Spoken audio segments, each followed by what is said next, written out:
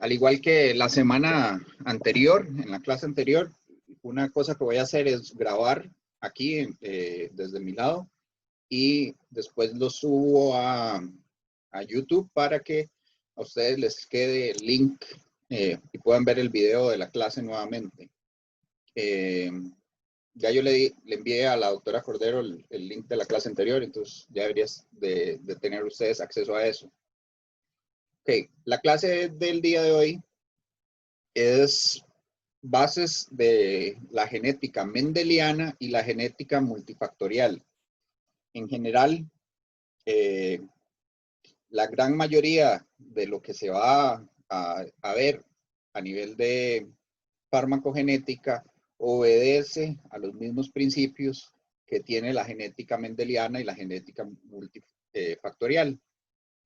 Aquí están algunos de los contenidos abreviados. Vamos a ver cuál es la diferencia entre mutaciones y polimorfismos más comunes, tipos de mutación, la genética mendeliana y los tipos de herencia que vienen derivada de ella, el estudio por ligamiento genético, también la genética multifactorial, cómo se hacen estudios de asociación y más específicamente vamos a intentar asociar eso con su uso en farmacogenética y después estudios de asociación pero de genoma completo, que por siglas en inglés es GWAS, y les voy a enseñar una base de datos que es GWAS Central para que puedan entender un poco mejor cómo funcionan estos estudios y ver un poco de su aplicación en farmacogenética. Ok, hay una diferencia entre una mutación y un polimorfismo. Y es una diferencia que es estrictamente arbitraria. O sea, nosotros establecimos que había una diferencia con un corte dependiendo de la frecuencia alélica. Y ese corte es el 1%. Entonces, alguna variante genética que aparezca en la población, ahora es frecuencia alélica, esto no es la cantidad de personas que lo tienen, sino la cantidad de alelos que hay en una población. Las variantes que tienen frecuencias alélicas de más de un 1% o igual a 1%, le llamamos polimorfismos. La idea aquí, detrás de establecer esta diferencia, es qué tanta probabilidad existe de que una variante tenga un efecto sobre la fisiología de un individuo, de un organismo. En este caso, entonces, establecemos de manera arbitraria un 1%, pero es básicamente decir, si hay una frecuencia relativamente alta es porque generalmente esas variantes tienen efectos o leves o nulos. Y esto permite que por falta de una selección natural, o sea, para que haya selección natural tiene que haber un efecto. Si no hay efecto, no hay nada que seleccionar.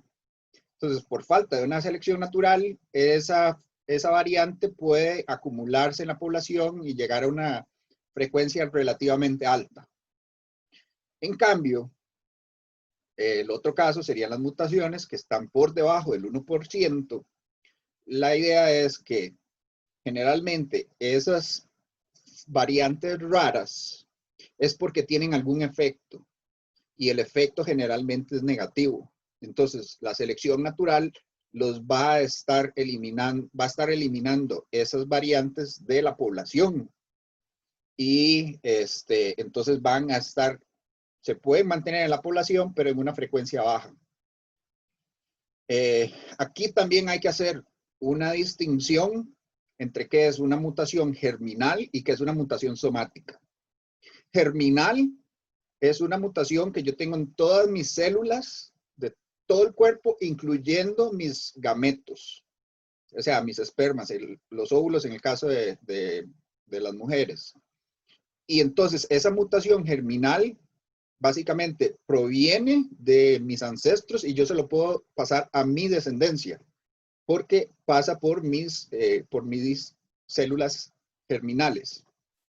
En cambio, una mutación somática Es una mutación que aparece en alguna parte de mi cuerpo, pero póngale, yo me expuse al sol, se me hizo una mutación en la piel, y ya. O sea, esa mutación yo no se la puedo pasar a mis hijos.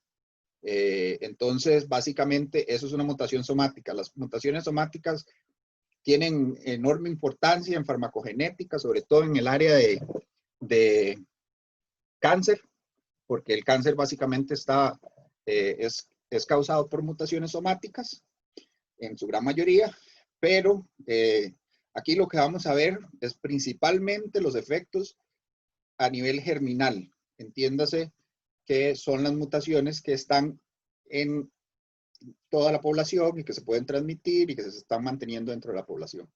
No es en unas cuantas de mis células. Ok, ahora, de los polimorfismos, de nuevo, los polimorfismos generalmente son relativamente altos en frecuencia, pero con relativamente bajo efecto. Hay varios tipos que son bastante comunes. Uno de los polimorfismos más comunes son polimorfismos de tamaño. Entiéndase que hay dos alelos en cualquier parte del genoma, hay dos alelos y hay uno que es más grande que el otro. Y entonces, por ejemplo, uno de esos casos en que hay polimorfismos por tamaño es inserción o deleción. Como lo quieran ver, ya sea que el alelo más pequeño se le borró un pedazo, o sea, una deleción, o que al alelo más grande se le insertó un pedazo, o sea, una inserción. Como uno lo quiera ver, el punto es que hay un alelo que le falta un pedazo, o al otro alelo le sobra un pedazo. Estas inserciones de lesiones pueden ser de unas cuantas bases, pueden ser de una sola base o pueden ser de miles de bases. Y entonces podemos encontrar diferencias entre individuos o entre alelos por tamaño. También hay otros que se le llaman variantes del número de copias. Aquí generalmente ya no es de una base o dos bases, sino ya estamos hablando de algo más grande. Y generalmente es que un pedazo de ADN se duplica, a veces se triplica o cuadriplica. Y esto pasa generalmente en zonas que son altamente repetitivas. Hay partes del ADN que tienen secuencias que son muy repetitivas. Entonces, a veces en los procesos de reconversión en meiosis, que ahora vamos a verlo más en detalle, a veces un alelo gana copias y otro pierde. Y eso se queda en la población. Pero, por ejemplo, aquí hay un ejemplo dentro de esta imagen que es un citocromo P450, el 2D6, en el cual puede haber alelos con una sola copia del gen y otros que tienen hasta 13 copias. Como ustedes podrán imaginarse, si este gen está relacionado a metabolismo de algunos fármacos, van a haber personas que tienen mucho más del gen y entonces van a tener un metabolismo más alto. Pero no siempre es un gen completo, a veces son pedacitos, a veces son áreas que no tienen absolutamente nada que ver con función. Y después están los polimorfismos puntuales o polimorfismos de un solo nucleótido, o sea, de una sola base. En inglés, para el acrónimo es SNP, pero les decimos SNPs para que suene más fácil. Y aquí, entonces, ahora vamos a ver más adelante qué tipos de efectos pueden tener los SNPs. Pero básicamente estos son de una sola base y actualmente son de los que más utilizan porque es bastante fácil detectar una sola base y podemos hacer miles de SNPs y están por todo el genoma, entonces podemos hacer mapeos con cientos de miles de SNPs de todo el genoma. Ok, esos son polimorfismos. Ahora, ya entrando en mutaciones, hay mutaciones que aparecen básicamente de novo, se le dice, o que aparecen en la población constantemente, y esas mutaciones, muchas de ellas incluyen enormes pedazos de ADN porque son aberraciones cromosómicas. Una aberración cromosómica es cualquier mutación que involucre ya sea un cromosoma completo o un pedazo muy grande de un cromosoma. Dentro de esas están las aberraciones por no disyunción. ¿Sí se acuerdan cuando vieron en biología meiosis, mitosis y meiosis? Bueno, en la meiosis, la célula comienza con 2 copias del cromosoma y, como les expliqué la vez anterior, cada uno de estos cromosomas está compuesto de 2 cromátidas unidas en el centro por un centrómero. Aquí no se ve como muy de centro, pero están unidas. Son 2 cromátidas formando un cromosoma y entonces tenemos aquí 2 cromosomas. En teoría, durante la meiosis 1, cada uno de esos 2 cromosomas debería irse a una de las células intermedias. Y después, en meiosis 2, cada una de esas cromátidas del cromosoma debería terminar en una de las células hijas, que son células, son gametos en este caso. Pero si en la meiosis 1 no se da la disyunción, entonces va a pasar que de las células intermedias, una célula intermedia va a tener los 2 cromosomas. Entonces, de los 4 gametos que se deberían de formar, la mitad tienen el doble de material genético, el doble de cromosomas, y la mitad no tienen. Si eso pasa en la meiosis 2, de los gametos, la mitad van a ser normales, un cuarto va a tener el doble del material genético para ese cromosoma y un cuarto no lo va a tener. Este tipo de mutaciones es relativamente frecuente que pase, pero en su gran mayoría no son compatibles con la vida.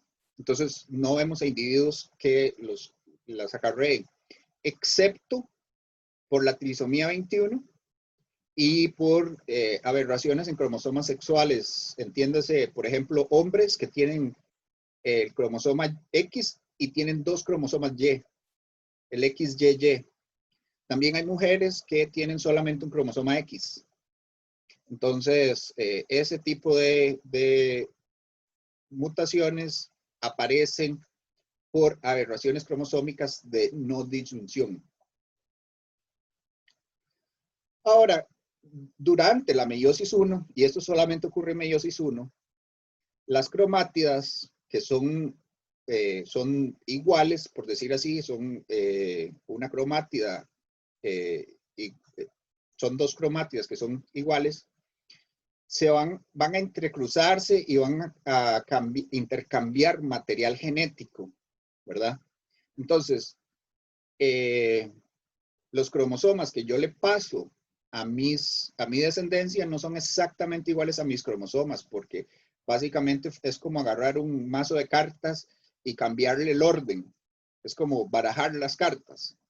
Eso ayuda a aumentar la variabilidad genética.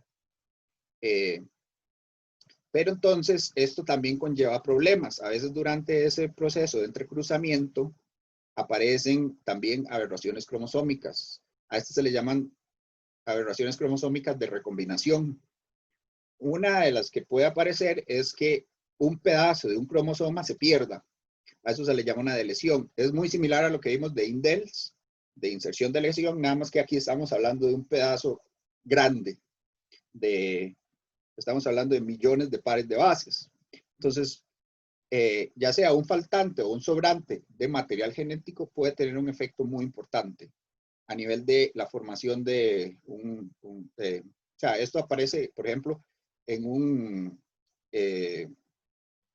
durante el desarrollo del feto, y eso podría tener un efecto muy importante sobre el desarrollo del feto, si es que logra sobrevivir el feto sobre el individuo.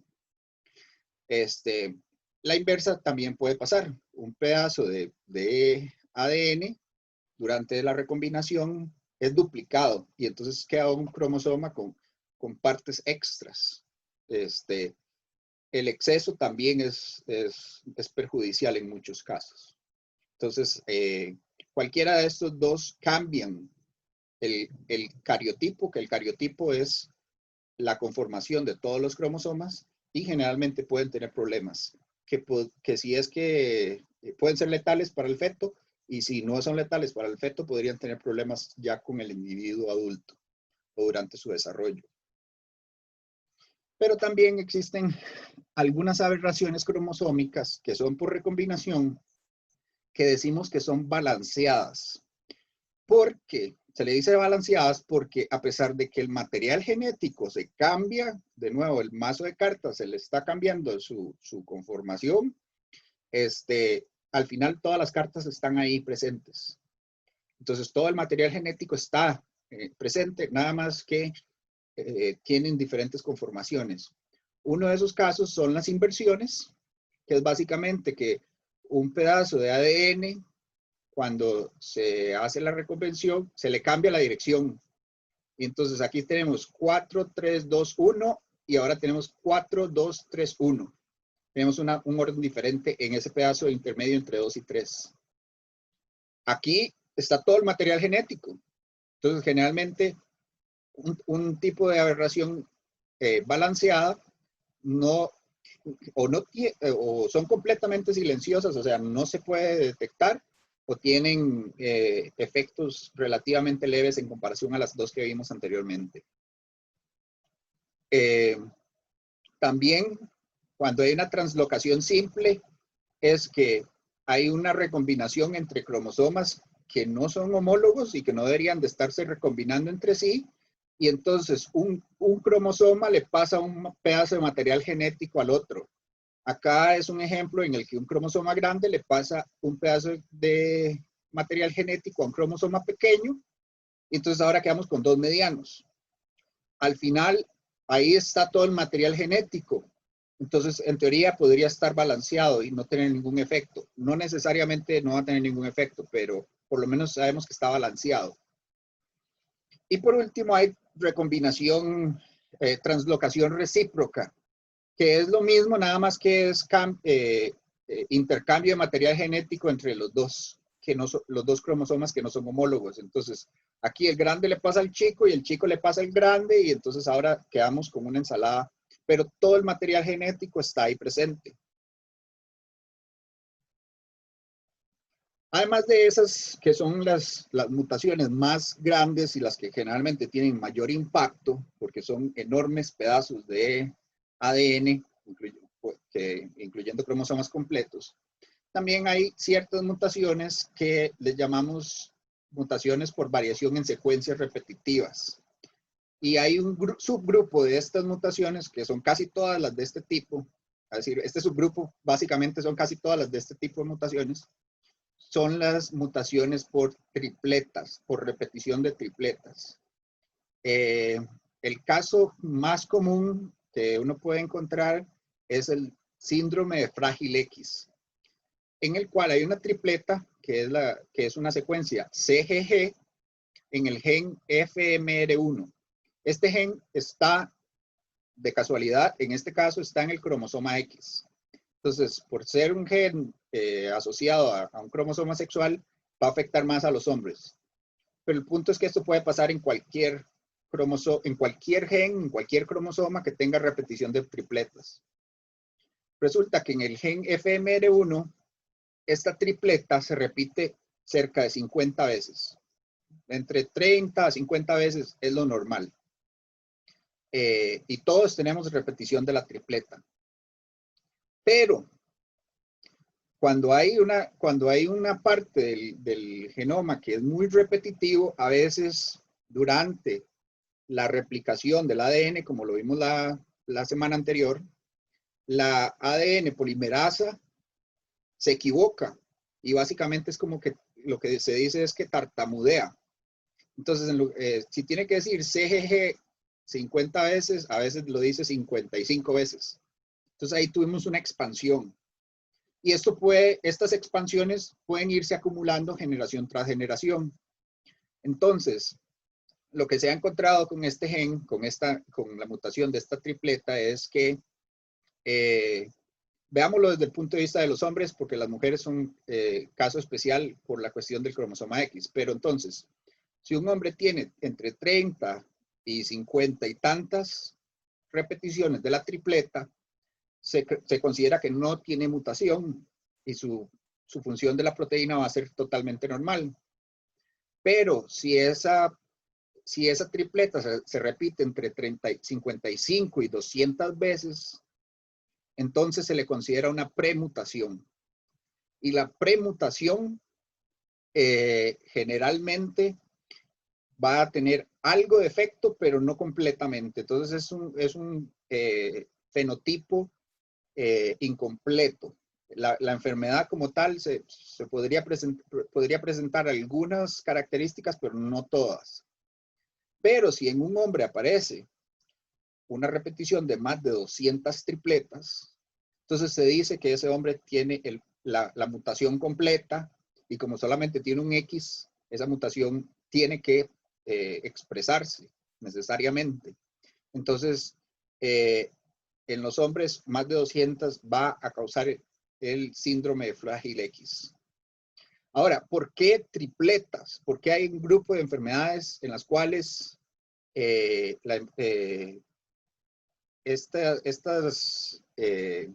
¿por qué no, por ejemplo, por qué no una sola base, o por qué no 2 bases, o 4 bases, o 5 bases? ¿Por qué se repiten en 3?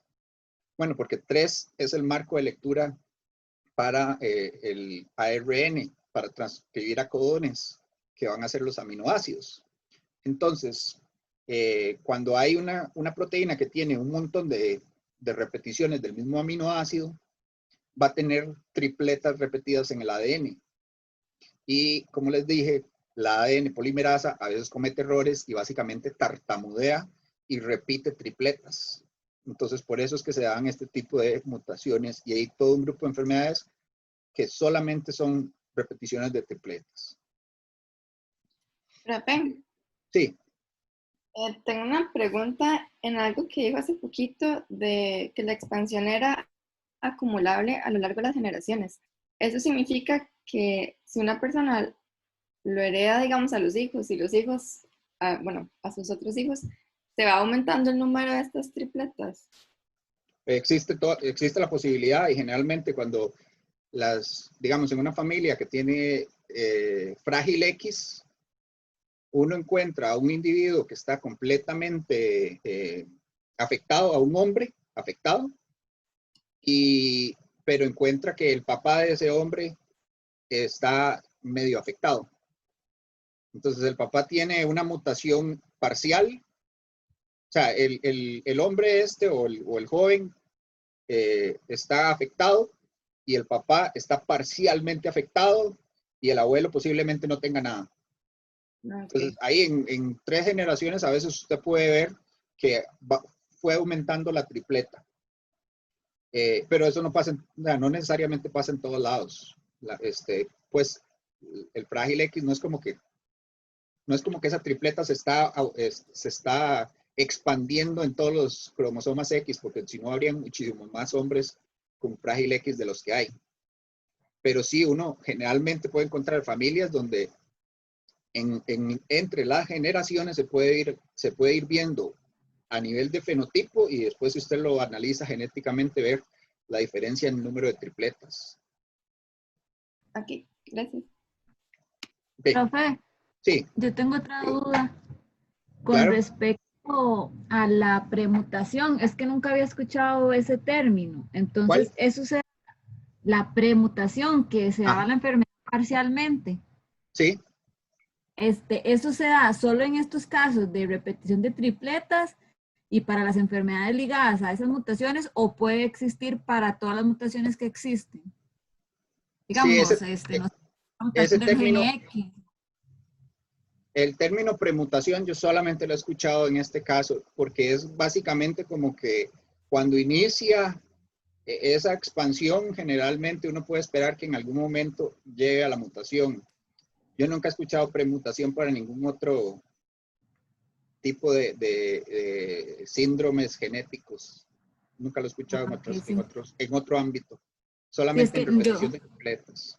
nunca lo he escuchado, pero me imaginé como el síndrome de Down, que también hay, digamos, hay diferentes variantes, pero pensaba que era por esto mismo de premutaciones, o sea, que la enfermedad no le daba igual a todos los individuos. Entonces, No, en el caso del síndrome de Down generalmente es porque hay una trisomía, o sea, el 21, el cromosoma 21 hay tres cromosomas 21, pero a veces las trisomías son parciales, entonces póngale, tiene dos 21 completo y uno que tiene 3/4 del cromosoma. Eso, digamos, va a tener menos efectos que a alguien que tenga la trisomía y los 3 cromosomas estén completos. Entonces, ahí es más como una mutación, una trisomía incompleta a que sea una mutación incompleta. Son mecanismos diferentes y no, ahí no aplica esto de premutación. ¿Alguien más con preguntas hasta acá? Ok. Bueno, ya en cuanto a las mutaciones puntuales, bueno, que vimos de los SNPs pueden caer en cualquier parte del genoma. Y generalmente la mayoría de los SNPs están en partes del genoma que no tienen ningún efecto sobre la función fisiológica, porque caen en partes del genoma que no hacen nada relativamente. Entonces, pero cuando los SNPs caen dentro de la parte que codifica para proteínas, ahí podemos tener un efecto directo sobre las proteínas y sobre la función fisiológica. Entonces, acuérdense que la única parte que codifica para proteínas son los exones. Eso es importante tenerlo en mente. Pero, entonces, si... bueno, y también recuerden que cuando el ARN, bueno, el ADN se copia en ARN y después el ARN se transcribe a proteína, pero cuando se transcribe de ARN a proteína, se transcribe en tripletas, en codones, porque eso es lo que va a leer el ribosoma. Y hay un código para cada uno de esos codones. Cada una de esas tripletas va a tener específicamente un aminoácido que está asociado. Bueno, resulta que si tenemos la tripleta y el SNP o la mutación, como se le quiera ver, cae en el último, en el último punto de la tripleta, generalmente ese último punto hay varios codones que son, digamos, está el CGG y está el CGT, son dos versiones diferentes del codón, pero los dos van a codificar para el mismo aminoácido. Entonces, generalmente, no siempre, porque esto solamente es en algunos codones, cuando cae en el tercer punto, no, a pesar de que se cambió la secuencia de ADN, no se cambió la secuencia de la proteína. Entonces, no hay ningún efecto sobre la proteína. A eso se le llama una mutación silenciosa. Ahora, también existe la posibilidad de que caigan las primeras dos bases del codón. Ahí generalmente, cuando cae en una de esas dos bases, sí va a cambiar por lo menos un residuo de aminoácidos. Y entonces, ahora en lugar de tener R, vamos a tener P. Y entonces ya hay un cambio sobre la proteína. Al final, ¿qué efecto va a tener eso sobre el individuo? Ya eso es otra cosa, ¿verdad? Hay veces que cuando un aminoácido se cambia por otro, el efecto es casi inexistente, la diferencia. Pero el punto es que cuando se cambia la cadena de aminoácidos, bueno, se cambia por este motivo, entonces se le llama una mutación con falta de sentido. Es que aquí en inglés se dice missense y nonsense, que no hay una traducción así como exacta para español, pero entonces falta de sentido le voy a llamar a este. Y después también existe la posibilidad, y esto solamente pasa con codones que tienen algo de cercanía con o algo de similitud con el codón TAA. El codón TAA es un codón de terminación, que es cuando el ribosoma está traduciendo la proteína, si encuentra un codón TAA, se detiene y ya no traduce más. Entonces, en este caso que teníamos el codón GAA, si la mutación cae sobre la G y la cambia por una T, introduce un codón de terminación donde no debería haber un codón de terminación. Entonces, el ribosoma va a traducir la proteína hasta llegar a este punto y ahí la proteína va a quedar truncada. Entonces, a esto en inglés le llaman le vamos a llamar una mutación sin sentido. Y por último, hay otra mutación que es de una sola base, pero en este caso es una de lesión, en el cual si se borra una sola base, también podría pasar dos bases, pero casi siempre es una sola base. Si se borra una sola base, entonces todo este marco de lectura para el ribosoma se cambia. Y si usted cambia todo el marco de lectura, entonces va a cambiar todos los aminoácidos que se van a ir metiendo a partir del punto donde se perdió esa base. Si pasa con una o con dos bases, se cambia todo el marco de lectura. En ese caso, generalmente es mejor tener una deleción de 3 bases que de una sola. Porque 3 bases lo que va a hacer es quitar un aminoácido, pero 2 o 1 va a cambiar toda la estructura de la proteína a partir de ese punto. Y también las mutaciones puntuales pueden caer en sitios que no traduzcan a proteína, pero que igual tengan efectos funcionales. Pueden ser en los promotores o en los elementos trans que vimos la semana anterior, como los silenciadores y activadores. Todas esas son secuencias que tienen efectos sobre qué tanto se va a transcribir un gen, cuándo y dónde. También pueden caer, por ejemplo, en la sección, en el área 5'3' no traducible, o sea, la UTR, que es donde se unen los microRNs. Entonces, póngale, si la mutación cae sobre un sitio de unión a un microRN, entonces ya ese microRN posiblemente ya no tenga afinidad a ese ARN mensajero. O en los sitios de splicing, entonces puede cambiar la forma en que una proteína es editada en una célula o en un momento específico. Todas estas, a pesar de que no son traducibles a proteínas, también tienen efectos a nivel de la maquinaria molecular de la célula.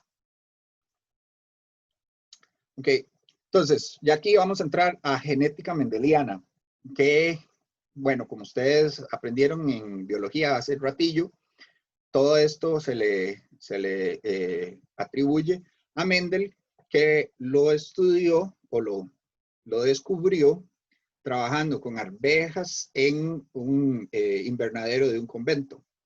Pero básicamente lo que él descubrió con las arvejas se aplica de manera casi que idéntica a seres humanos, pero solamente a la parte de nuestra genética que es mendeliana. Entiéndase, genética mendeliana son las características que están dadas por un único gen. O sea, que son monogénicas. Lo que él estudiaba, Mendel, era, por ejemplo, el color de las flores o la superficie de las arvejas, que esos, sin que él lo supiera, eran características monogénicas en esas plantas. Pero entonces, básicamente, eso que él aprendió se aplica casi idéntico a todas las características mendelianas que nosotros tenemos. Bueno, Mendel nunca supo que existían estas estructuras dentro de las células llamadas cromosomas y que los cromosomas tenían genes.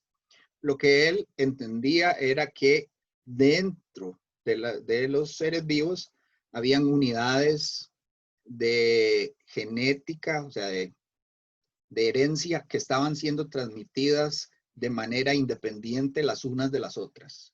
En el caso de las arvejas, el color de la flor se transmitía de manera independiente de la superficie de la arveja. En nuestro caso hay un montón también de características monogénicas que se van a transmitir de manera independiente porque una de dos, o están en cromosomas diferentes y entonces no tienen, básicamente están libres para que una característica se vaya por un lado y otra por otro, o están en el mismo cromosoma pero a distancias lo suficientemente largas como para que haya entrecruzamiento durante la meiosis. Entonces ese entrecruzamiento básicamente hace que estas características se comporten de manera casi independiente. Lo que sí es que este principio de segregación independiente no aplica cuando los genes están muy cercanos los unos de los otros. Entonces, si hay un gen que está a la par del otro, a unos cuantos miles de bases de distancia, generalmente esas dos características de esos dos genes se van a transmitir en conjunto. Y a partir de todo este principio de la segregación independiente de las características, es que entonces tenemos los cruces, el famoso cuadrito para los cruces de Mendel. Y entiéndase entonces, lo que Mendel sabía era que las características venían como en pares. Hoy en día es lo que le decimos alelos. Entonces, este es el típico cruce dihíbrido, o sea, el gameto masculino es híbrido porque tiene un alelo dominante y uno recesivo, y el gameto femenino es idéntico, un alelo dominante y uno recesivo. Y cada uno de estos dos alelos también se pasa independiente del otro. Y a partir de este entrecruzamiento de la descendencia obtendríamos la mitad de la descendencia sería dominante homocigota, la mitad sería dominante recesiva, recesiva homocigota, y un cuarto de esos dos, y la mitad serían heterocigotos. Eso entonces es todo lo que, bueno, lo que aprendimos de Mendel gracias a las arvejas y que se aplica todavía hoy en día a casi que todo. Pero a partir de eso, además, nos permitió entender que hay características genéticas dentro de nosotros que se transmiten con ciertos patrones. Ahora, esto aplica para todas las características genéticas. Lo que pasa es que para poder aprender de una característica genética, en general los genetistas buscan cuando esa característica no está funcionando. En otras palabras, una enfermedad genética. Entonces, casi todo lo que sabemos de cómo funciona la genética lo hemos aprendido a partir de los casos en que la genética no está funcionando bien. Por eso es que casi toda la herencia mendeliana, los tipos de herencia, los mencionamos con enfermedades genéticas. Pero esto aplica a cualquier característica genética, no tiene que ser una enfermedad.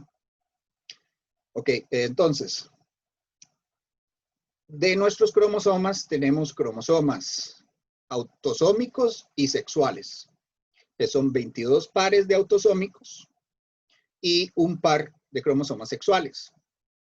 Entonces, ahí va a haber una diferencia. La gran mayoría de nuestros genes están en cromosomas autosómicos. Cuando hay una enfermedad dominante en uno de estos genes de uno de los cromosomas autosómicos, se le llama autosómico dominante. Y cuando es dominante, implica que todos los que tengan la variante mutada, ya sea en homocigosis o en heterocigosis, todos desarrollan el fenotipo. Que de nuevo, el fenotipo puede ser una patología, pero puede ser otro rasgo genético, como podría ser, por ejemplo, la respuesta a un fármaco, que es lo que nos interesa en farmacogenética.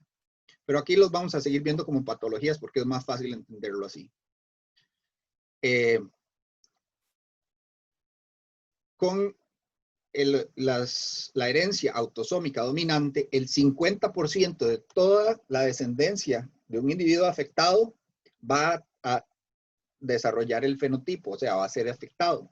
Entonces, aquí en este pedigrí, por ejemplo, esta pareja, hay un individuo afectado que es el padre, tuvieron 4 hijos y esos 4 hijos, la mitad salieron afectados.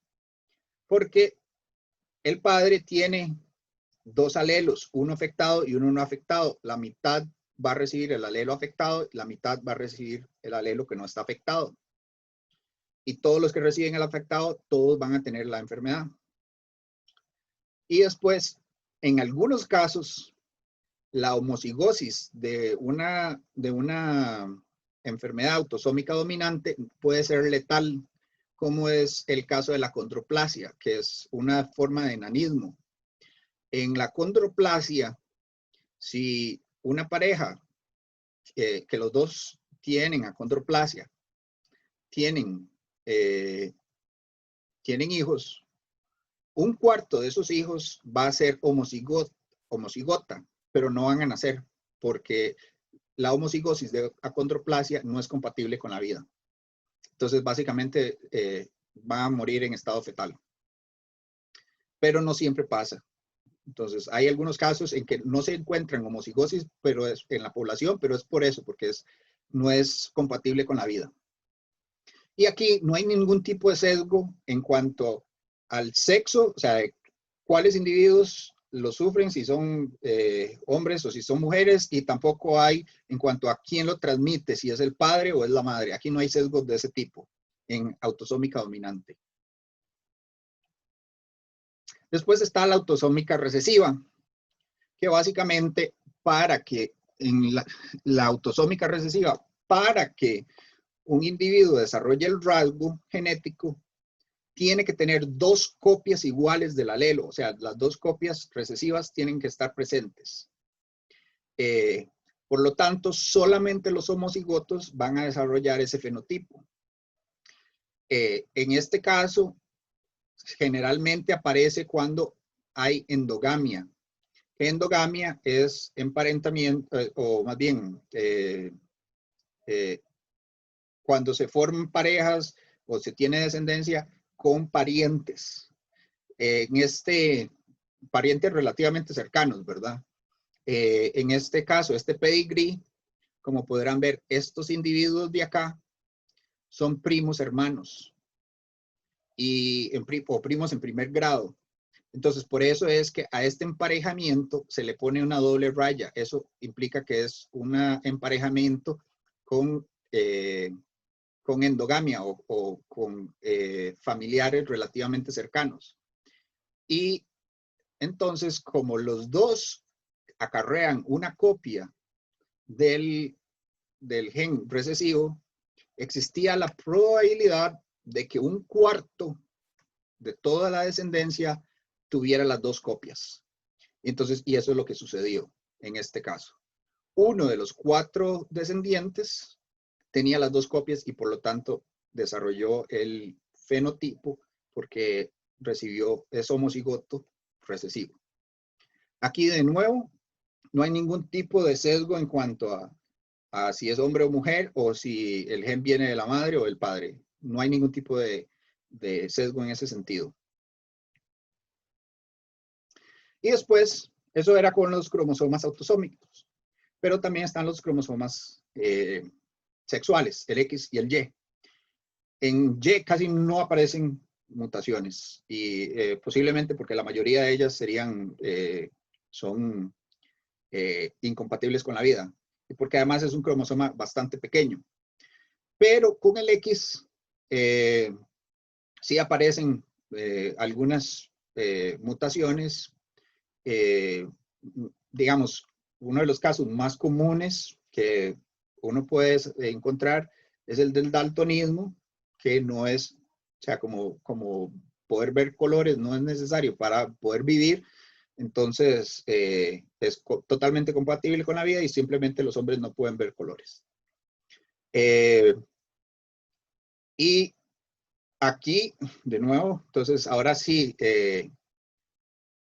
como está ligado al X y las mujeres tienen 2 cromosomas X, entonces en las mujeres para que aparezca el rasgo, tendría que tener las 2 copias de los dos alelos de los 2 cromosomas en recesivo. Entonces en una mujer puede aparecer una característica ligada al X, pero tiene que ser en homocigosis. En un hombre, como solamente tenemos una copia del X, si hay algún gen mutado ahí, definitivamente nos va a afectar. Entonces, la otra característica es que los hombres, nuestro cromosoma X solamente se lo transmitimos a nuestras hijas, mientras que a los hijos le transmitimos el cromosoma Y. Y entonces, las mujeres, en este caso, por ejemplo acá, el pedigrí inicia con la mujer. Ella tiene la mutación, pero como es mujer, básicamente no la afecta. De su descendencia, hay una mujer que también recibió el gen y un hombre que lo recibió, pero la mujer sigue siendo portadora y el hombre es afectado. Entonces, este es el patrón común ligado al X. Las mujeres son portadores, los hombres son afectados. Además, la madre se lo transmite a el 50% de sus hijas que se convierten en portadoras y se lo transmite al 50% de sus hijos que se convierten en afectados. Vea que aquí de esta pareja hay un hijo y hay 2 hijos, pero solamente uno de ellos tiene la enfermedad, porque el 50% de las veces va a ir el afectado y el 50% va a ir el no afectado. Y después con los padres pueden transmitirlo también, pero solamente se lo transmiten a las hijas. Y entonces, si se lo transmiten a las hijas, la hija se convierte en portadora y no va a ser sino hasta que aparezca otro varón dentro de esa línea de descendencia que va a volver a aparecer afectación.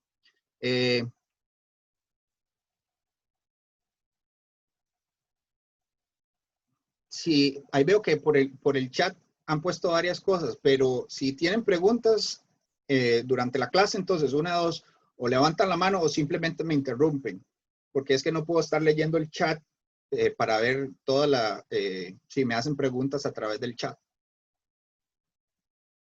O puedo leer las preguntas que me pongan en el chat, pero al final de la clase también. Por último, dentro de este tipo de herencias está la herencia del ADN mitocondrial. Como les explicaba la clase anterior, tenemos un ADN mitocondrial que es totalmente separado de todo el ADN que tenemos en el núcleo, pero es realmente pequeño, o sea, tiene unos cuantos genes. Entonces, las enfermedades son bastante raras, por un lado, porque son pocos genes. Pero una de las características que tiene es que todo nuestro ADN mitocondrial es idéntico. Todas las mitocondrias que yo tengo son idénticas entre sí. Son clones las unas de las otras. Entonces, si yo tengo una mutación en el ADN mitocondrial, lo tengo en todas mis células. Por lo menos las que vengan de manera germinal, de nuevo, pueden aparecer mutaciones somáticas. Pero entonces, la otra característica que tiene es que las mitocondrias siempre se heredan de la madre. Esa es una característica que tenemos los mamíferos. Nuestras mitocondrias provienen de nuestra madre. Nunca nosotros heredamos ADN mitocondrial del padre. Esto implica que siempre todas las personas son afectadas cuando tienen mutaciones en el ADN mitocondrial, pero las únicas que van a transmitirlo a la siguiente generación son las mujeres afectadas. Los hombres afectados no lo van a transmitir. Un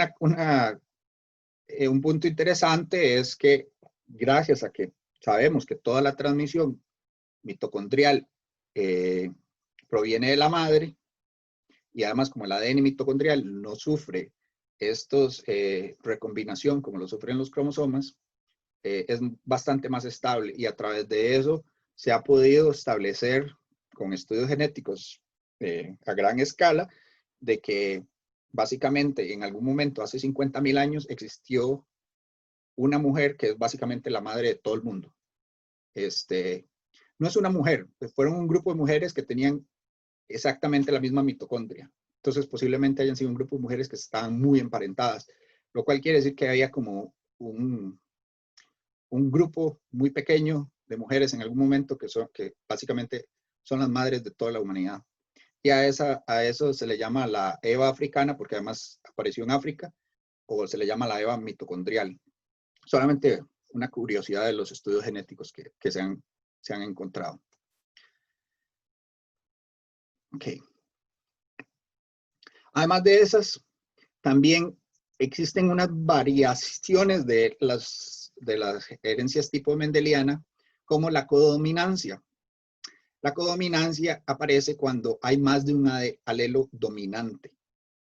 Y básicamente en el fenotipo final se van a expresar todos los alelos dominantes que estén presentes. Además, en codominancia pueden haber dominantes y recesivos. Y el ejemplo más claro son los grupos ABO de sangre, que hay dos dominantes, el A y el B, y hay un recesivo.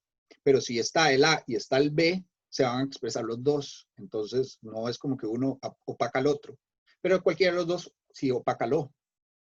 Entonces, ahí hay codominancia entre A y B, pero también hay recesividad. También existe lo que se le llama dominancia incompleta. Y esto es básicamente que aquí es como un dominante y un recesivo, pero el fenotipo final va a estar dado por la cantidad de alelos dominantes que haya. Básicamente es como que si fueran aditivos, como que si se fueran sumando. Entonces, póngale un alelo, en un caso en que se haya homocigosis recesiva, el alelo o no va a aparecer o va a aparecer como una forma muy, muy leve. El heterocigoto va a tener un rasgo, el homocigoto dominante va a tener el rasgo completo o va a tener un rasgo muy, muy marcado. Y el heterocigoto que tiene una copia y una copia va a tener un rasgo intermedio. No es el ejemplo de la piel, no es exactamente correcto en este caso porque la piel está dada por muchos genes, pero básicamente el color de la piel de los seres humanos se comporta relativamente como una dominancia incompleta. Entiéndase que si alguien de piel muy oscura tiene un hijo con alguien de piel muy clara, va a aparecer alguien con una piel intermedia. Eso es como el punto de comparación, pero el ejemplo no es exactamente correcto porque hay muchos genes involucrados.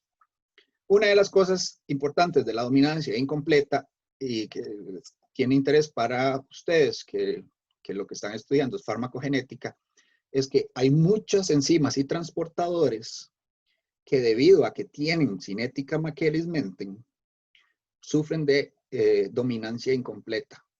Porque entonces póngale, si hay una enzima o un transportador hay una versión rápida y hay una versión lenta, va a haber generalmente en heterocigosis va a haber un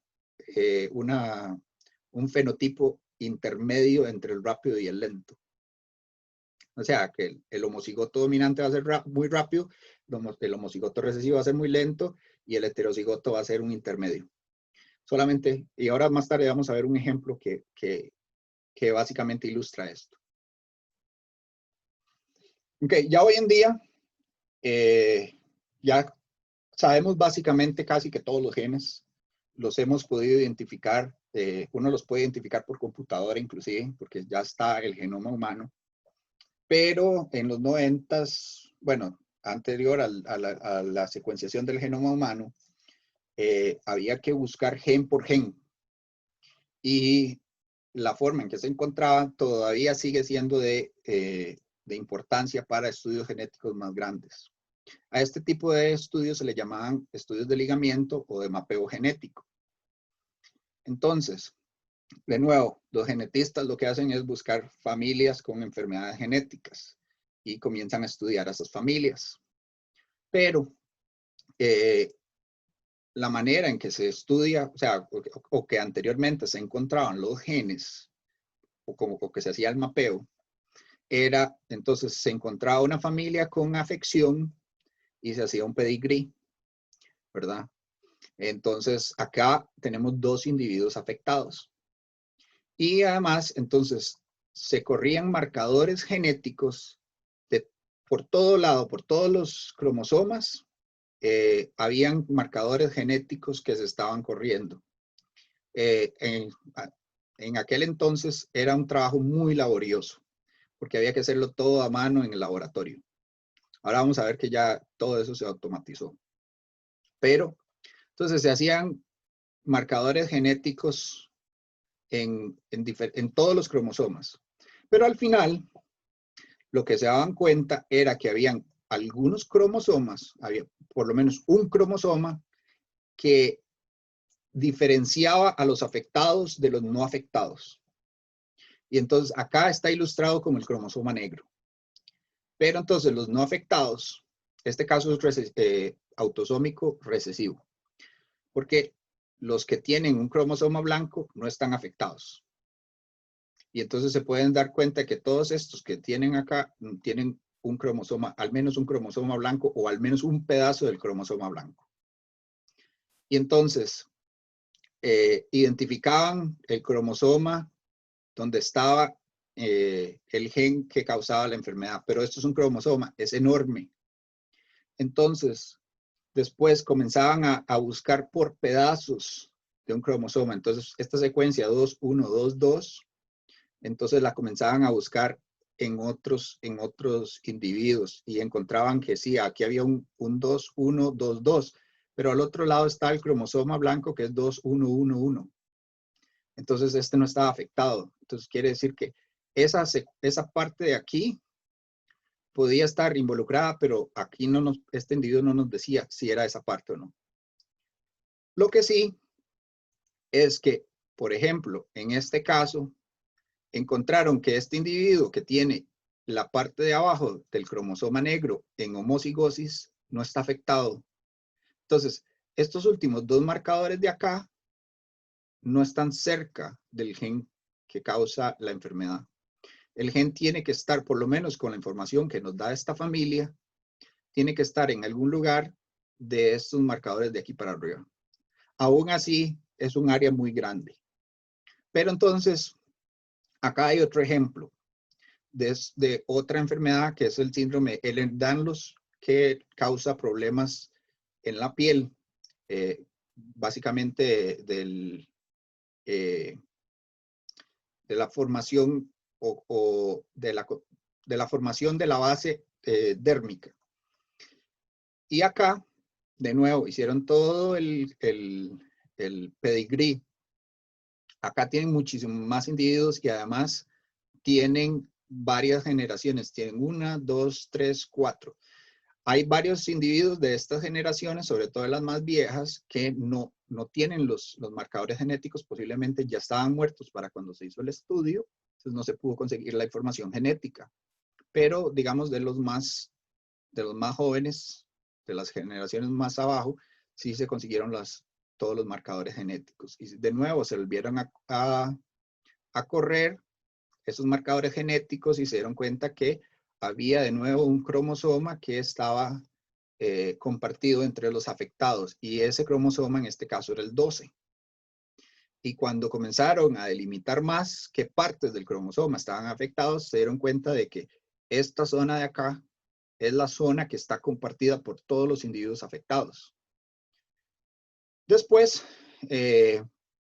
básicamente, de ahí ya no se puede sacar más información.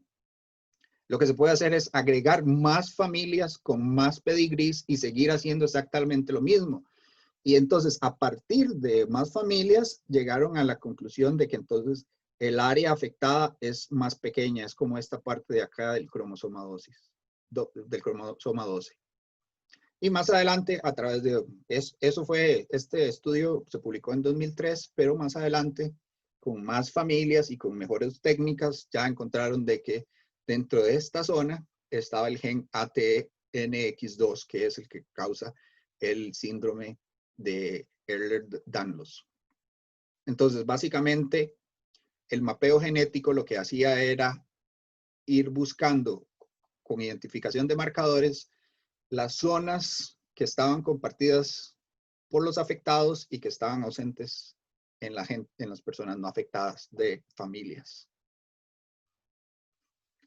Ahora, como les dije antes, eso era un trabajo enorme porque básicamente cada marcador había que correrlo a mano en el laboratorio y eran cientos de marcadores por persona y algunas veces eran decenas de personas entre varias familias, lo cual era un montón de trabajo.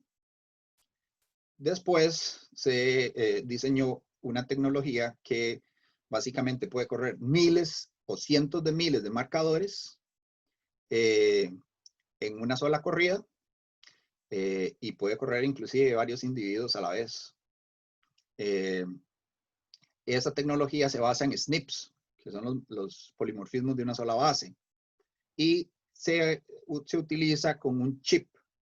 Se le llama un chip porque parece el chip de una computadora, que tiene una cuadrícula. Bueno, se parece mucho a un chip de esos. Pero básicamente tiene una cuadrícula microscópica. Cada cuadrito dentro de esa cuadrícula es microscópico, pero cada cuadrito tiene una secuencia específica. Y después el material genético de los individuos básicamente se corta en pedacitos y se permite que se pega contra esas secuencias. Cada una de estos cuadritos microscópicos representa un SNP y ese SNP está aquí representado por una secuencia. En este caso, la base amarilla en el centro es el SNP, la base que está cambiada en ese SNP. Y entonces usted puede saber si el individuo tenía la versión, cuál de los dos alelos tenía el individuo o si tenía los dos alelos. Porque al final, si se pega la copia la copia homóloga al otro lado, se pega, entonces va a haber un cambio de color hacia rojo. Si no, se queda en verde. Entonces usted puede saber si un individuo, cuál de los dos variantes del SNP tiene y puede hacer cientos de miles, 500,000 SNPs. Era la última vez que yo vi los chips, andaban por 500,000 SNPs. Es posible que ya hayan pasado el 1,000,000 de SNPs en un solo chip. Y un chip puede correr varias personas a la vez. Entonces, se aceleró muchísimo el proceso. Lo malo es que los SNPs, los chips siguen siendo caros. A pesar de que esa tecnología aceleró el proceso y hizo todo el descubrimiento de genes muchísimo más veloz, ya esa tecnología está quedando obsoleta. Porque apareció la secuencia, bueno, no apareció, o sea, ha existido desde hace mucho, pero la secuenciación del ADN ha sido siempre bastante cara, pero su precio ha ido cayendo y cayendo y cayendo hasta que hoy en día ya es a veces para ciertos estudios es mejor o es igual de costo hacer secuenciación que hacer chips de SNPs. Entonces acá, por ejemplo, aparece los estudios de mapeo genético que se han hecho desde mediados de los 80 hasta el 2015 y compara la tecnología convencional de los marcadores como los que se hacían antes a mano o en chip contra la secuenciación del genoma completo o la secuenciación del exoma completo. El exoma son solamente los exones. Se secuencian solamente los exones y como son el 10% de todo el ADN, a lo mucho, es muchísimo más barato. Pero entonces aquí aparece cómo a partir del 2010 comienza a haber un cambio de tecnología convencional a secuenciación para mapear genes. En el 2015 apenas aparecen 13 porque esta publicación apareció el 2015, entonces seguramente era solamente un año que todavía no había terminado. Ok, acá lo que les quiero enseñar, solamente para mencionárselos, es posible que les sirva a ustedes para su trabajo de investigación de este curso y también si les puede servir en el futuro para su vida profesional, un par de bases de datos de genética mendeliana. Una de ellos se llama OMIM, que es básicamente la base de datos de información mendeliana. Esa base de datos es muy buena porque es de tipo texto y es curada por expertos. Curada quiere decir que hay gente que está revisando la información, en este caso expertos, están revisando la información, la están actualizando, si hay algo inexacto lo quitan, si hay algo que apareció nuevo lo meten y así. Y básicamente esos expertos lo que han hecho es monografías en que ya sea por un gen o por una enfermedad, reportan todas las mutaciones de la literatura, qué tipo de patogenicidad dan, si ya está comprobada o si es apenas hipotética, ese tipo de cosas. Y se puede buscar tanto por gen como por enfermedad. Ahora, también existe otro que se llama el Variation Viewer, o ClinVar, que es Clinical Variation, que es básicamente algo similar, pero es toda información digital, no es tanto texto, sino que es básicamente vínculos que lo llevan a uno de un tipo de información a otra. Entonces, por ejemplo, tiene un navegador genómico que es básicamente como utilizar un Google Maps para el genoma. A mí me permite ver un pedacito de un cromosoma y ver cuántos genes están dentro de ese pedacito del genoma, cuáles marcadores han sido asociados con enfermedades, con cuáles enfermedades. Pero esto es básicamente información digital que se mete a la base de datos y no hay nadie que la esté revisando así como constantemente. Entonces, toda la información está ahí y es demasiada información, pero uno tiene que ser el que la busque y el que la procese y el que se dé cuenta si tiene valor o no para lo que uno está haciendo.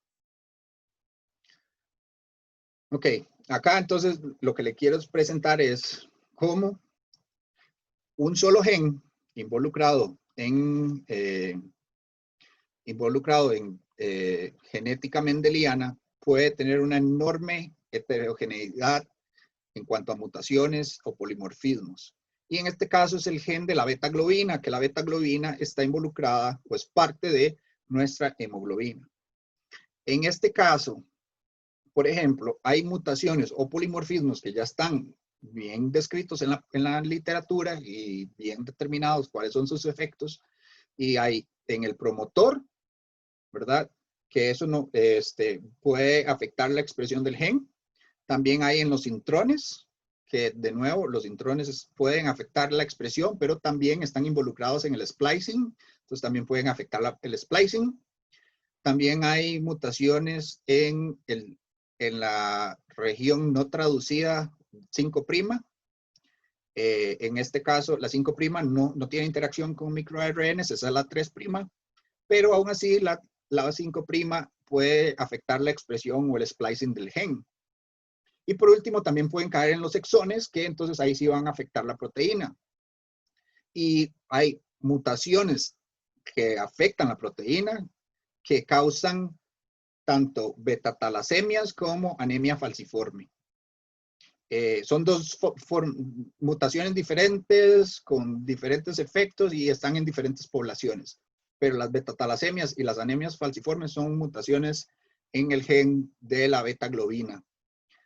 En este caso en específico, hay mutaciones que son funcionales, o más bien, aquí caemos en la dificultad de esta nomenclatura. Aquí hay polimorfismos que son polimorfismos porque están en alta frecuencia dentro de algunas poblaciones, pero de alguna manera deberían de verse como mutación porque tienen un efecto funcional. Digamos, la anemia falciforme tiene un efecto funcional y causa una enfermedad, pero está en una alta frecuencia entre las poblaciones africanas.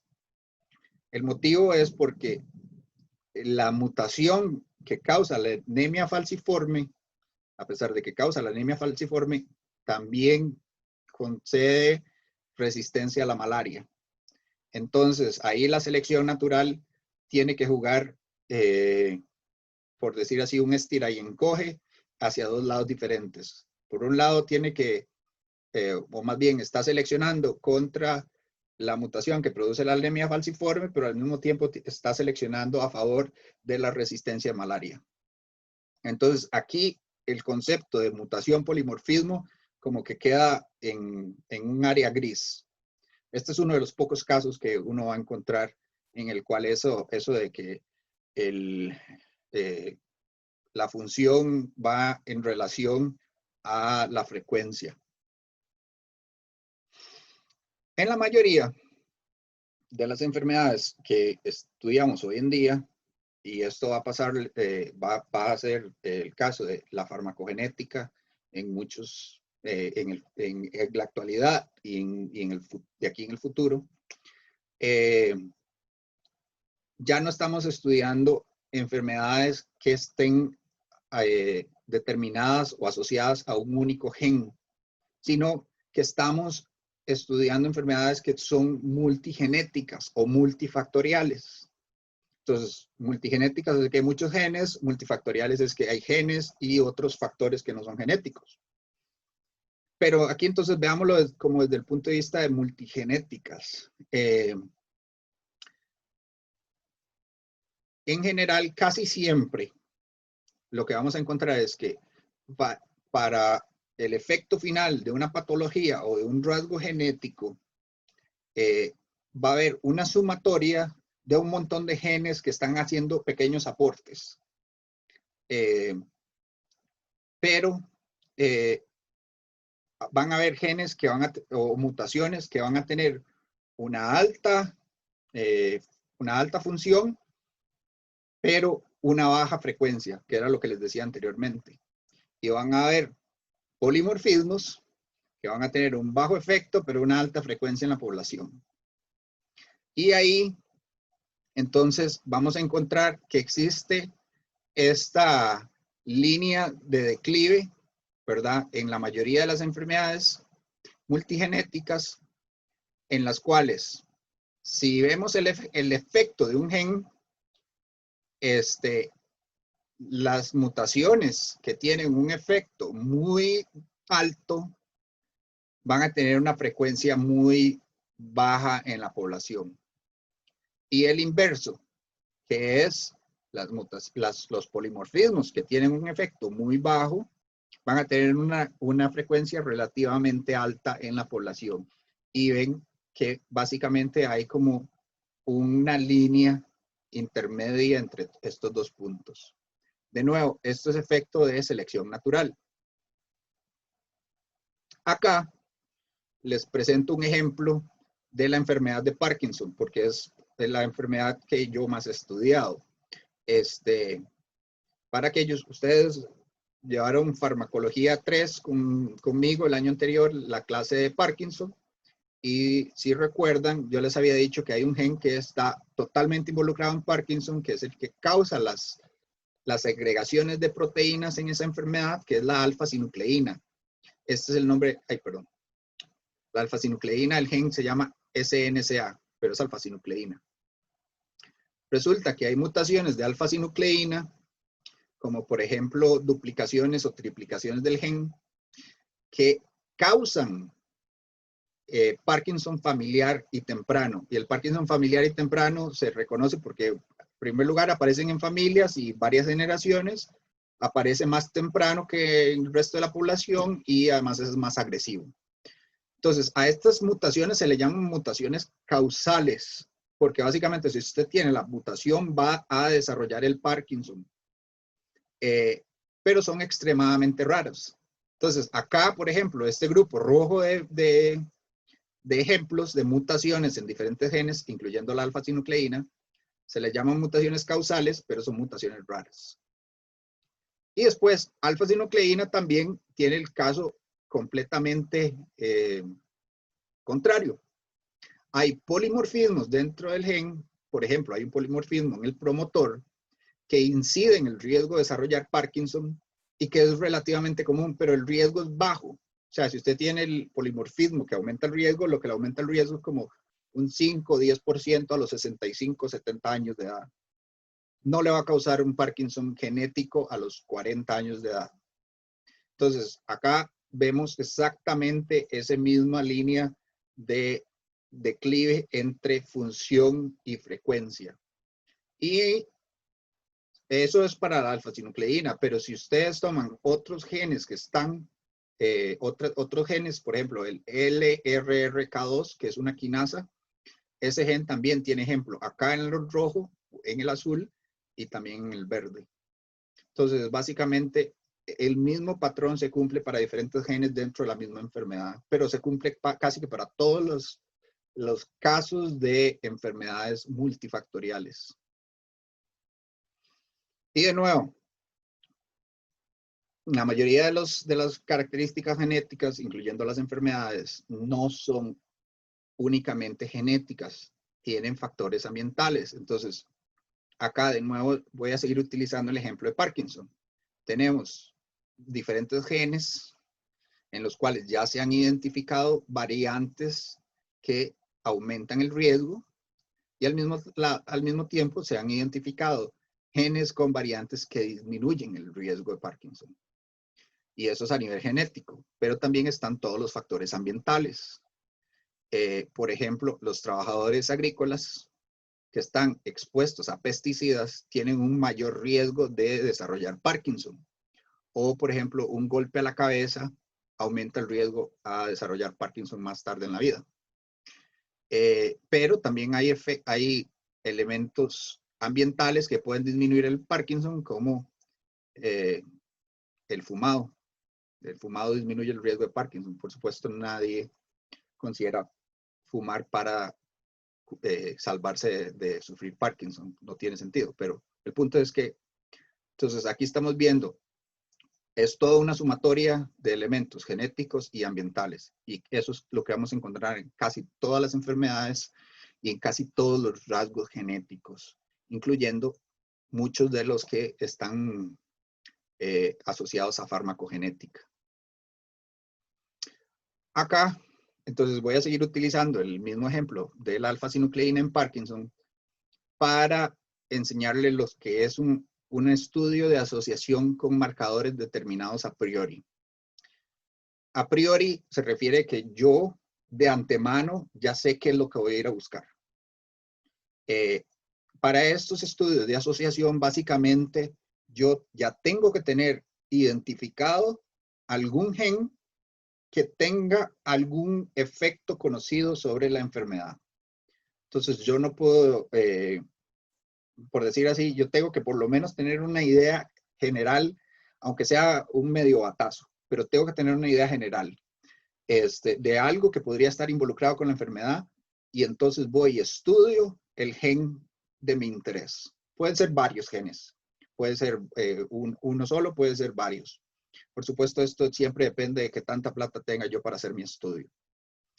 Entonces, yo escojo el gen, en este caso escogieron el gen de la alfa-sinucleína, porque es básicamente el gen que está más involucrado en Parkinson. Y escogieron 4 marcadores que son SNPs. Acá están los nombres de cada uno de esos 4.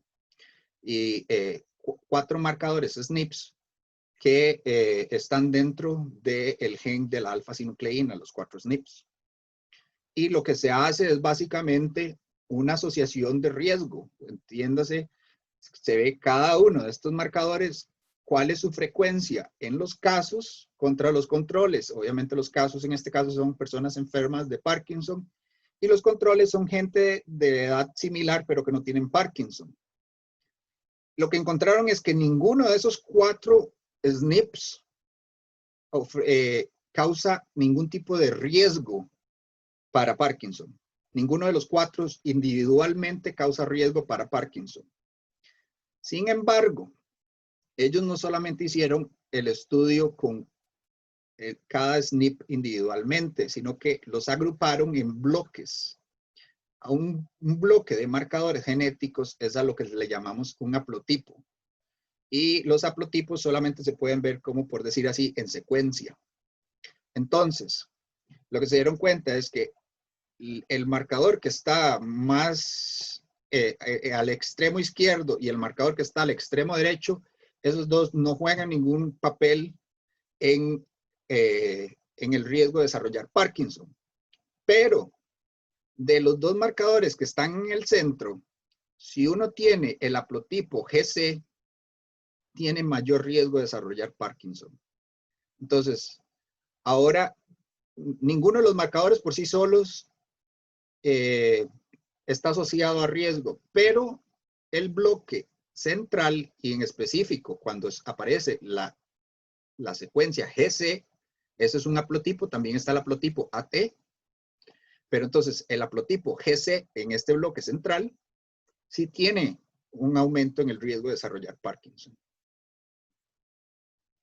Y aquí entonces es otro ejemplo con un gen que ahora sí es relacionado a farmacogenética. Este caso es el gen del receptor de los glucocorticosteroides. El gen se llama NR3C1. NR es de Nuclear Receptor y el 3C1 es nada más cuando se encontró ahí un código que le dieron. Este obviamente está involucrado directamente en la respuesta a glucocorticosteroides. Y se ha estudiado infinitamente en respuesta a este tipo de fármacos. En este caso, por ejemplo, entonces se encontró que, por un estudio se encontró que hay varios polimorfismos. Digamos, acá, entonces cada uno de estos que aparece acá es un SNP. Y ahí le dice a dónde cae, en el intrón D, en el intrón B, y también le dice cuáles son las 2 variantes del SNP, los 2 alelos, o sea, hay un A, un T o un A, hay un G o un A, y también hay un pequeño indel acá, una inserción de lección. Y lo que se ha encontrado es que hay algunos haplotipos formados por estos SNPs y el indel que pueden tener efectos sobre la producción de cortisol después de que se recibe dexametasona. En otras palabras, la supresión adrenal. En ese estudio, entonces, encontraron de que ninguno de los SNPs o inclusive el indel, ninguno de los marcadores individualmente está asociado al efecto de la dexametasona sobre la supresión adrenal. Pero si usted toma en cuenta los haplotipos que forman 3 de estos marcadores, entonces aquí está este haplotipo, el GAT.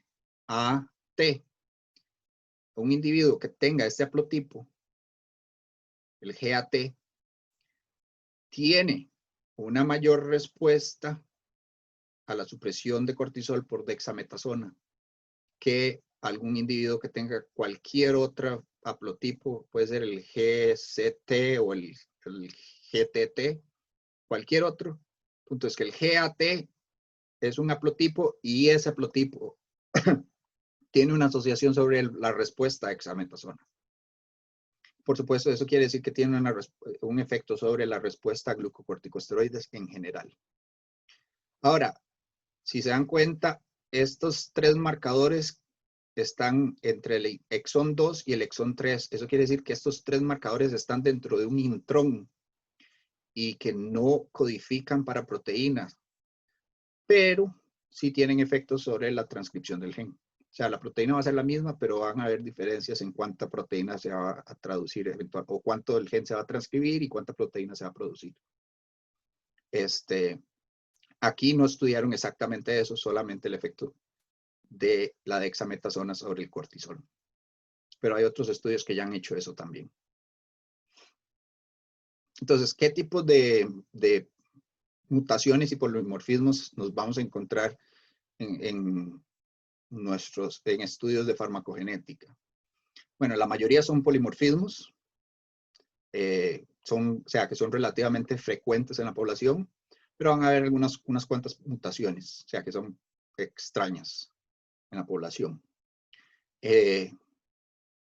Muchas de ellas no tienen efectos sobre la proteína, van a haber unos cuantos que sí, pero no, muchas de ellas más bien van a tener efectos sobre la transcripción o la edición. Ahora, muchas de estas variantes, el hecho de que usted encuentre un SNP que está asociado a una respuesta a un fármaco o está asociado a un fenotipo o X, no quiere decir que ese SNP sea el responsable de eso, sino que en la mayoría de los casos ese SNP o ese marcador genético está cercano a la zona genética que es responsable. Entonces, nosotros lo detectamos porque está en ligamiento, o sea, se está transmitiendo pegado en un solo bloque con la otra zona genética que es la responsable. Nosotros que identifiquemos un SNP no implica que identificamos la causa genética. Lo que identificamos es la zona donde está. Algunas veces los SNPs son la causa genética, pero la mayoría del tiempo no es así. Hoy en día, que los estudios ya están pasando de ser de SNPs a ser secuenciación, es posible que ya ahora muchos de los estudios identifiquen directamente la causa genética sin importar cuáles SNPs estén ahí. Y la mayoría de los genes donde van a aparecer, en teoría cualquier gen podría estar involucrado en farmacogenética, pero la mayoría de los que vamos a encontrar en la literatura y en intereses de farmacogenética son genes que están normalmente involucrados en farmacología, como receptores, enzimas, transportadores, cosas que ustedes ya han escuchado por todo lado durante su estudio en farmacia. Ahora, ya les expliqué cómo se identifica un gen y también les expliqué por esta cuestión de ligamiento, ¿verdad? En el cual había una enfermedad genética con un solo gen y entonces se iba a buscar ese único gen utilizando familias y haciendo el pedigrí y delimitando la zona que estaba compartida por los afectados. Bueno, cuando tenemos una característica que es multifactorial o multigenética, ya ahora lo de hacer un pedigrí con una familia no nos va a servir, porque van a haber un montón de genes involucrados y cada gen se va a estar transfiriendo independientemente a la siguiente generación. Entonces, acá de nuevo, lo que podemos hacer es mapear todo el genoma con muchos marcadores. Aquí de nuevo, casi siempre se han utilizado chips con cientos de miles de SNPs, utilizando grandes o la muestra tan grande como se pueda de casos contra controles. Entonces, de gente que tenga una característica contra gente que no tenga la característica. Aquí no tienen que estar emparentados los casos y los controles. Pueden ser completamente distantes desde el punto de vista familiar. Y de nuevo, volvemos a correr, pero ahora con cientos de miles de marcadores, no con unos cuantos como antes, con cientos de miles de marcadores y hacemos una valoración de básicamente de una asociación.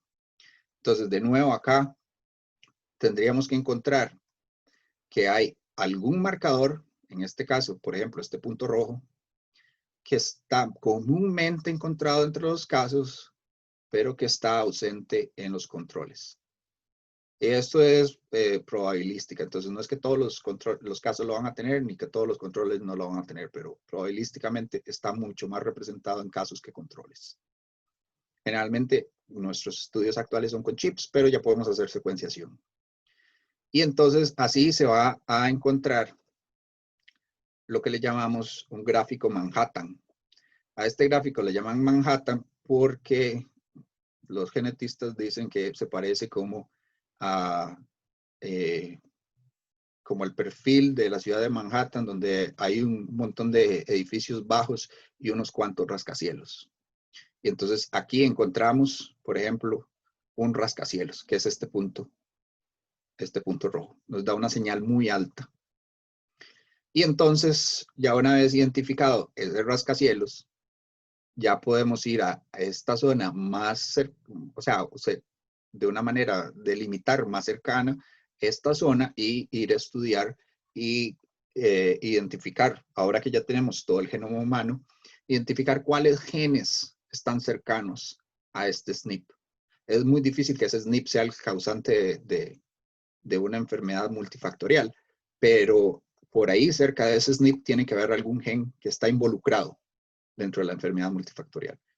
Y a veces no encontramos un solo SNP, sino que encontramos varios y con diferentes niveles de asociación. Por ejemplo, en este caso, este punto acá sería otro rascacielos, pero es mucho más bajo que este que está sobresaltado en rojo.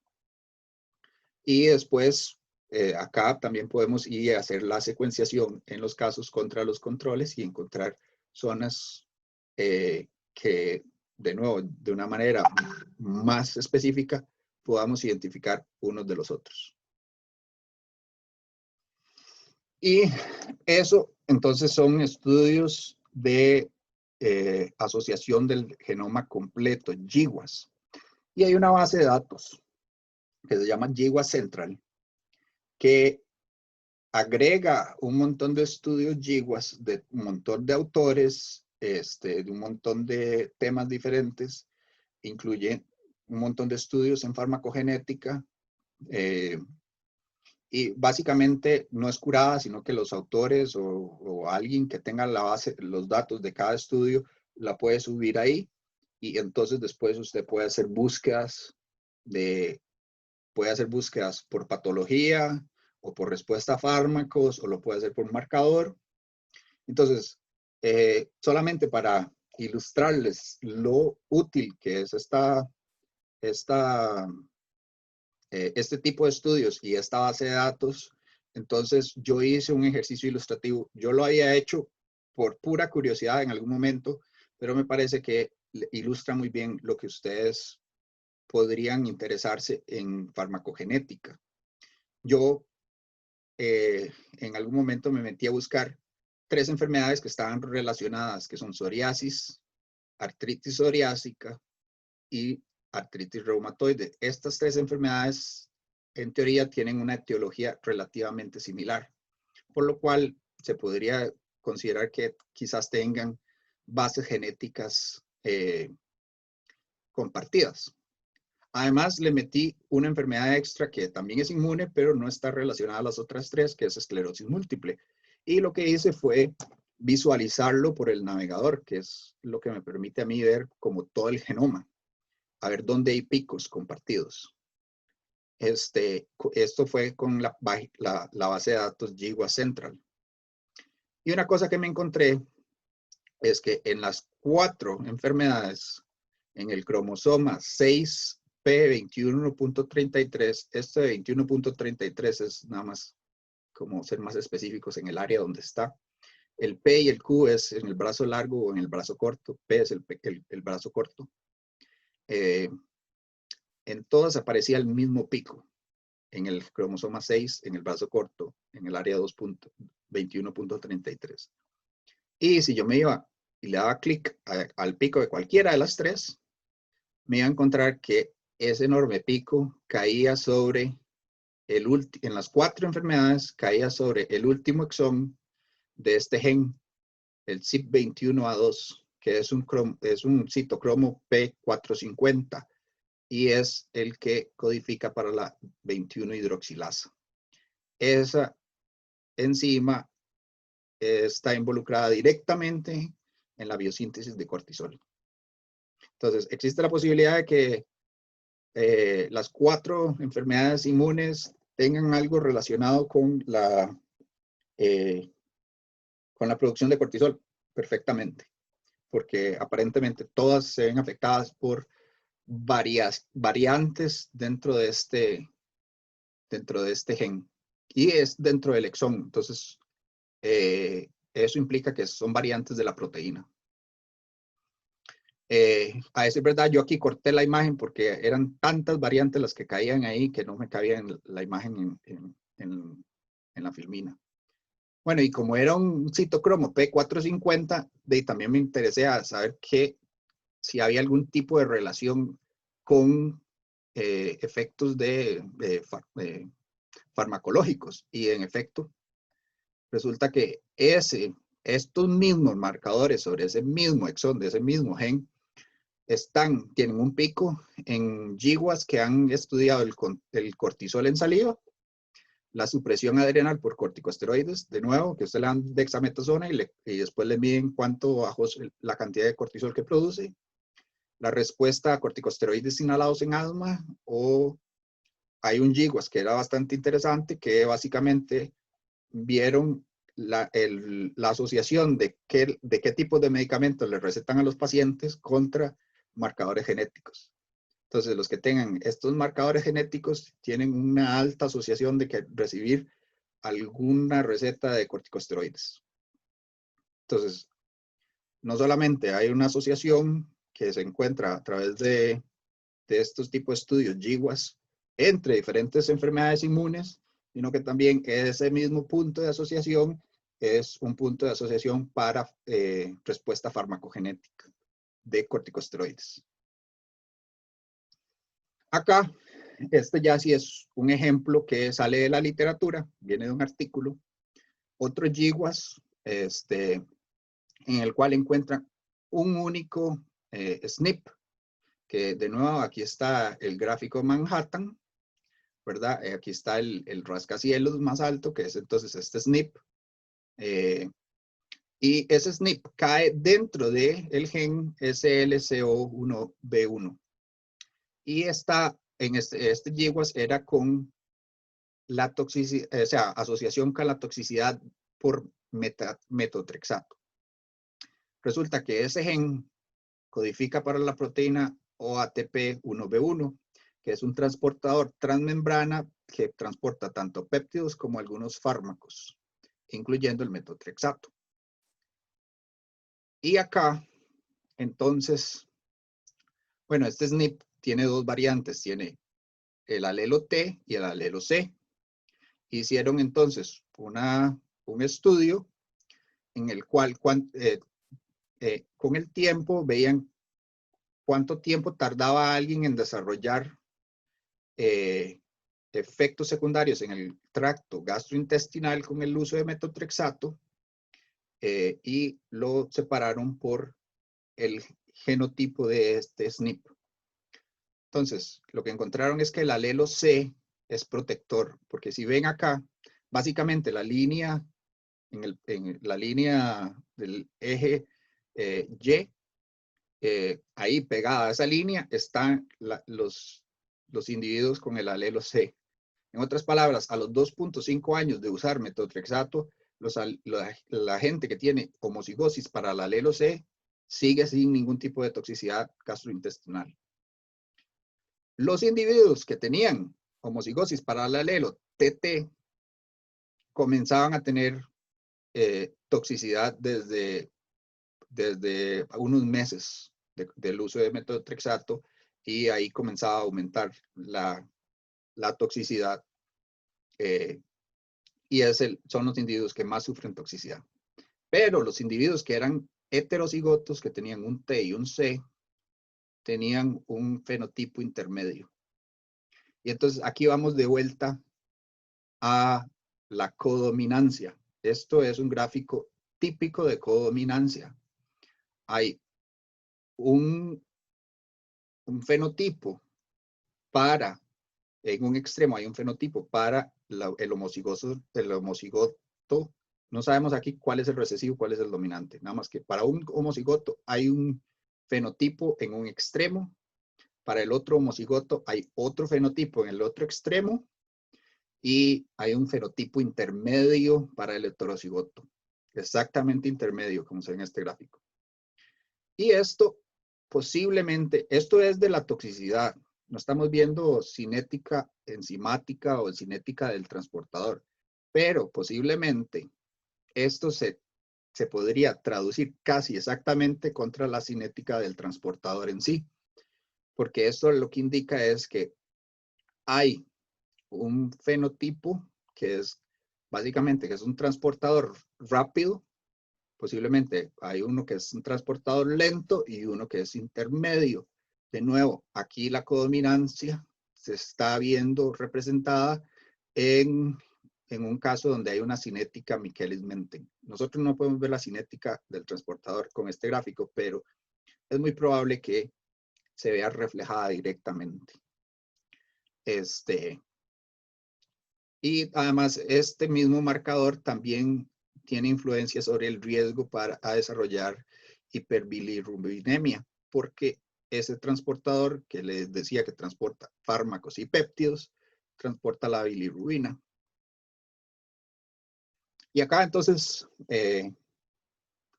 nada más para terminar, el ejemplo que les hice anteriormente, el ejemplo ilustrativo, yo inicié con 4 enfermedades, y de casualidad, esas 4 enfermedades tenían un elemento en común y además tenían un elemento que era de farmacogenética, que era la 21-hidroxilasa. Pero hay estudios específicamente de farmacogenética que se han hecho con GWAS y el GWAS Central acumula muchos de esos estudios. Entonces, solamente voy a hacer otro ejercicio ilustrativo en el cual voy a revisar la respuesta a artritis reumatoides a 2 tipos de fármacos, inhibidores de TNF-alfa y tocilizumab, y voy a ver si existen zonas que sean compartidas entre ambos tipos de tratamientos, según los estudios GWAS que están publicados y en la base. Además, me voy a volver a fijar en esa misma zona donde estaba la 21-hidroxilasa. Bueno, ya yo hice eso. Y entonces aquí está para TNF-alfa, ¿verdad? Como verán, hay un montón de picos relativos. Este posiblemente sea el pico más alto. Aquí hay otro también relativamente alto. Una cosa que no está presente es el pico en el 6P. O sea que aquí la respuesta a TNF-alfa no tiene nada que ver con esa 21-hidroxilasa. A pesar de que está relacionado al desarrollo de la enfermedad, no está relacionado con la respuesta a este tipo de fármaco. Y después hice lo mismo con el tocilizumab y lo que encontré es que aquí es muy difícil presentarse las dos al mismo tiempo, pero yo ya lo revisé personalmente y ninguno de los picos de la respuesta a un fármaco calza con los picos de la respuesta al otro. Entonces, la respuesta a estos 2 fármacos no parecen tener elementos genéticos compartidos. Y de nuevo acá, la respuesta a este anticuerpo monoclonal no tiene ningún tipo de relación con el gen de la 21-hidroxilasa. Entonces, de nuevo, GWAS nos permite ver, los estudios GWAS en general nos permiten ver relación de genes con enfermedades genéticas o cualquier característica multigenética, y dentro de esas características multigenéticas nos pueden permitir ver respuesta a fármacos.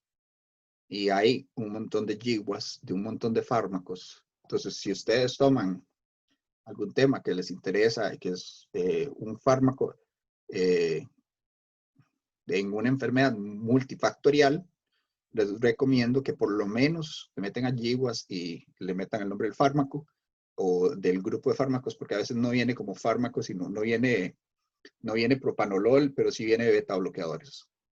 Entonces, quizás venga como dentro de un grupo de fármacos. Que se metan, hagan una búsqueda o meten el nombre de la enfermedad y hacen una búsqueda a ver si encuentran algo que les interesa. Y eso sería todo entonces por el día, por la tarde de hoy. Les puedo responder cualquier pregunta que tengan en este momento.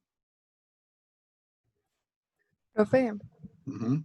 ¿usted podría volver a explicar por qué la mutación que se da en el receptor de glucocorticoides, a pesar de no afectar los exones, sí, o sea, la persona sí tiene como cierta afectación en esa parte, que creo que dijo que solo se afectaban los intrones? Bueno, o sea, aquí está el exón 2 y el exón 3. En el medio de esos dos exones hay un intrón. Y el haplotipo que ellos descubrieron está todo dentro del intrón. En otras palabras, estos marcadores genéticos que tienen un efecto sobre la respuesta al fármaco no tienen ningún tipo de inferencia en la estructura de la proteína. Lo único que sí van a hacer, que en algunas veces los intrones pueden hacer, es afectar o la expresión de la proteína, o sea, la expresión del gen, perdón. Digamos que tanto el gen está siendo transcrito y eso va a influir en cuánta proteína vamos a tener al final. Entonces pueden afectar la transcripción del gen y por lo tanto la cantidad de receptor que vamos a tener, o a veces pueden afectar el splicing, la adición. Entonces póngale que si el receptor tiene 2 o 3 formas diferentes de edición, puede ser que estemos beneficiando una forma que sea más eficiente con el haplotipo contra una forma menos eficiente en los que no tengan el haplotipo. Entonces, básicamente, lo que les decía es que no siempre, el ejemplo que les quería hacer con esto es que no necesariamente tenemos que afectar la proteína para afectar la función. Puede afectarse la función desde muchos otros niveles de regulación que vimos en la clase anterior: transcripción, edición, interferencia por ARN, microARNs. En general, hay otros puntos en los cuales podemos afectar. No necesariamente tiene que ser una estructura de la proteína. Gracias. Ok. Doctor. Profe. Ah, perdón. No, si quiere. Ok. Es que yo tengo una duda en la diapositiva de los SNPs. Es que yo que me falló un poco el internet y como que me perdí la explicación y he estado leyendo varias literatura que menciona mucho los SNPs, pero no me ha quedado claro como qué es en sí, y justamente se me fue el internet en esa parte y todavía tengo así como una pequeña duda de qué es, en la que venía como los chips. Estos chips. Ajá. Ok.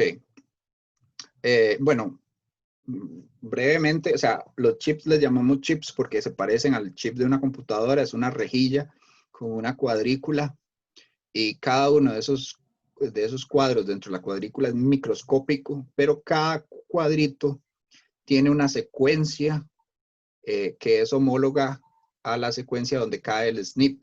Entonces, la base amarilla aquí representaría la base que es polimórfica en el SNP. Entonces, el ADN de los individuos que se va a estudiar, básicamente se corta en pedacitos, se producen estos pequeños pedacitos que se van a pegar o no a la otra secuencia. Por ejemplo, aquí yo tengo una homología idéntica a los dos lados, CG, pero si esta persona hubiera tenido una T aquí, que hubiera sido otra variante del SNP, entonces no se hubiera pegado. Y como no se pega, entonces a la gente que tenga la G se le va a detectar acá con rojo, porque se está pegando y tiene un marcadorcito rojo ahí que se le pega al ADN. Pero en los casos donde está la otra variante, por ejemplo, una T, no se va a pegar y entonces no se va a ver en verde porque no va a haber nada ahí pegado. Y entonces podemos ver un cambio de color. Claro, esto es verlo, o sea, se tiene que ver a través de básicamente una computadora que tiene un microscopio y que la computadora identifica cada uno de los cientos de miles de SNPs. Pero en general, básicamente, estas pequeñas secuencias de ADN identifican las 2 o 3 variantes del SNP en cada individuo y hacen miles, cientos de miles de SNPs en una sola corrida. Inclusive hoy en día ya los chips pueden correr varias personas. Un solo chip puede correr varias personas. Ah, ok, sí, ya me quedó claro. Muchas gracias. ¿Algo más?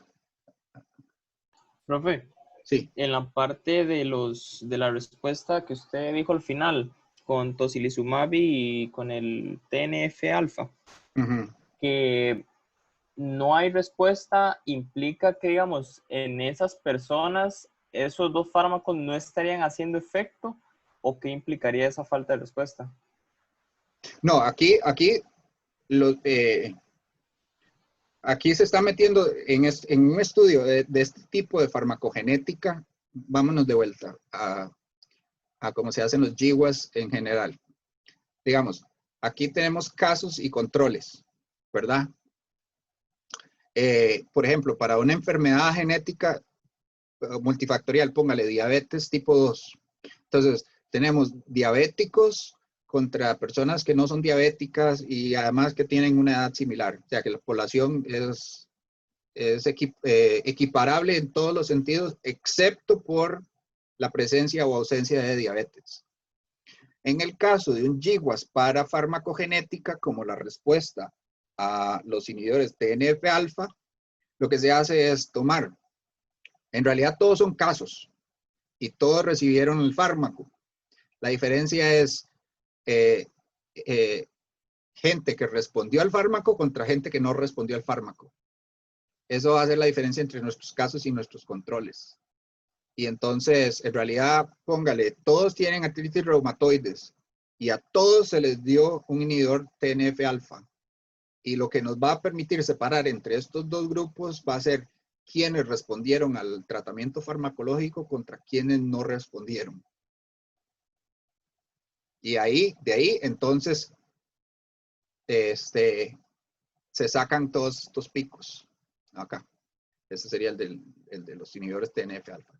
Entonces, póngale, acá hay un pico que diferencia entre la gente que responde y la gente que no responde. Acá hay otro pico que también diferencia a la gente que responde contra los que no responden. Pero aquí es un poco más difícil, es un poco difícil de entender a veces, pero aquí todos son casos, todos tienen artritis reumatoide y todos recibieron el fármaco. La única diferencia es cómo respondieron. Ok, gracias. Ok. ¿Alguien más?